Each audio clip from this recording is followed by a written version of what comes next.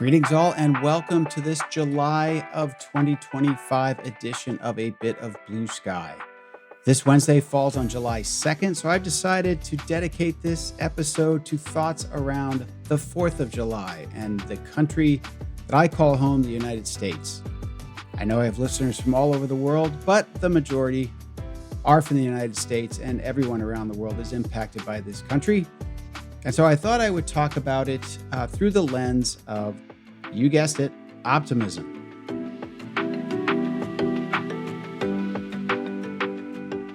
Now, as I do this, I would like to point out that I do try to avoid contemporary politics on this podcast. It's not that I don't have strong opinions about it or think that politics and government are important. I do. But I also think it's a subject area that is very well served by other outlets, if anything, overserved. And so instead, what I'd like to do is talk a little bit about my old friend history, about the ideals of this country, and why I think that the United States would not exist as it does today without a powerful sense of optimism from our very founding. I step into this subject also acknowledging that we are far from a perfect country. We have done many wrongs over the years, but I would like to argue that the rights that we have done, the good things accomplished by the United States, far outweigh our shortcomings. And while it's really important, I think, to understand what we've done wrong in the past, it's also helpful to think about how much we have improved and continue to try to form a more perfect union as we move ahead. So going back almost 250 years to the date we celebrate on July 4th, 1776, the Declaration of Independence was an incredibly audacious and optimistic document. The idea that these 13 colonies were going to stand up to the largest power in the world at the time, Great Britain, with a much larger navy, army, well-trained, well-uniformed, well-equipped troops. There was a wild idea to think that the revolution would ever come off. And I so happen to be reading a terrific book right now called The British Are Coming by Rick Atkinson. It's the first in a 3-part series. And the more you read about that war and the awful early start the colonists got off to, and George Washington himself had some terrible missteps early on, it really is remarkable. And it could have only been accomplished through a sense of optimism and a sense of purpose, that liberty and pursuit of happiness and the notion that all men are created equal was driving that fight. And I would argue that that is very much in our founding, to be a people of optimism.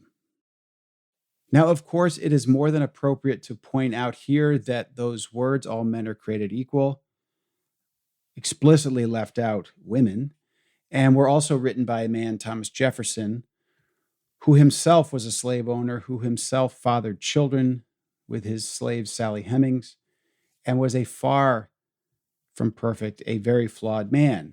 Now, having said that, I did have a guest, Ted Johnson, who served in the United States military, who served in the Obama White House, a remarkable guy who's written books and essays on race relations in this country. And he's a huge patriot and supporter of the United States. And one of the things he said is that just because words were said or written by flawed people does not mean we can't hold up those words themselves. And he also said that once someone puts words out into the world in writing or in speech, they no longer own those. And that while we should acknowledge the imperfections of the writers of the Declaration and later the Constitution, that doesn't mean that we throw out the ideals and the words that they wrote, but continue to try to fight for them. And I thought that was a really helpful way to think about this part of our history.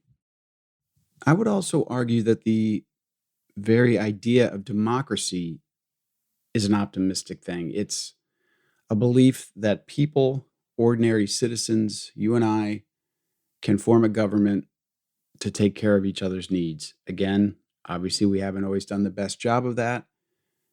But going on 250 years, we still have a surviving democracy. It has faced many challenges. It will continue to. But believing in it and supporting it and getting out and voting and being part of it, I believe, are all optimistic acts. And I think about my Blue Sky conversation with Latasha Brown That was episode 34. She's the founder of Black Voters Matter. And the beautiful story she told about her grandparents who had not been able to vote in rural Alabama.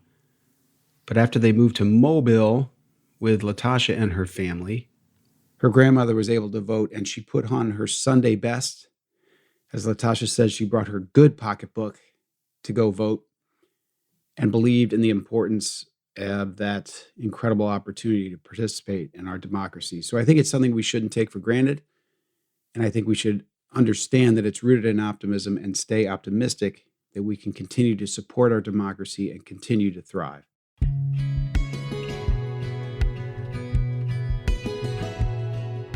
Another way to think about the importance of optimism in this country is to think about the language used when people are running for a democratically elected office. Going way back, say, to Abraham Lincoln, calling on appealing to the better angels of our nature. Ronald Reagan calling America a city on a hill. Barack Obama's Hope campaign. Yes, we can. These sorts of things strike at the core of our belief in this country that yes, we can. Yes, we are an optimistic people. Yes, we can be great, and we must continue to work to be great. And I think it's kind of telling that those are the kind of messages that work. Now, certainly our politics have always been on the negative side as well, continue to be. But I believe that generally what breaks through is a more optimistic view of our country and of our future, and over time, that will continue to be the case. The United States also has a very unique entrepreneurial culture. I've mentioned many times on the show that I believe that not every optimist is an entrepreneur, but every entrepreneur must be an optimist by definition. We lead the world in innovation. We have for many years. We are economically resilient. Think about how we've gotten through past recessions, past depressions, past the aftermath of 9/11. We are a resilient and entrepreneurial country, and that is a product of our optimism for sure.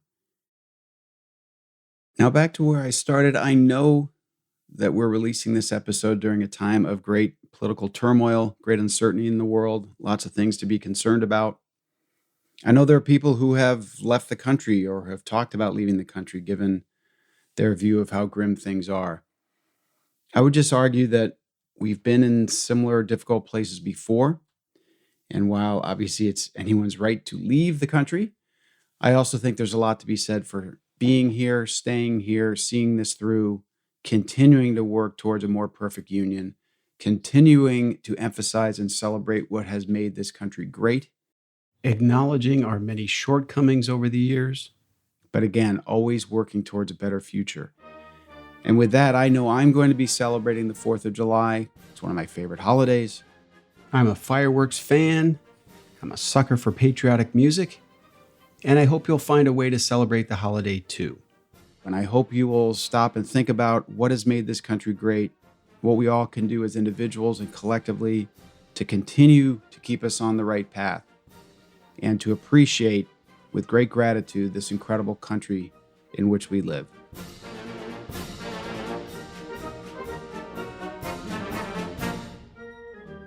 As always, my thanks go out to the folks at Sound On, Sound Off for their editing and mixing of Blue Sky. Learn more about them at soundonsoundoff.com. And to Crush Graphics, the people responsible for all graphics and cover art for Blue Sky and the Optimism Institute. They can be found at crushgraphics.com, and that's Crush with a K. Until next time, I'm the founder of the Optimism Institute and host of Blue Sky, Bill Burke. And I thank you for listening and wish you all a great 4th of July.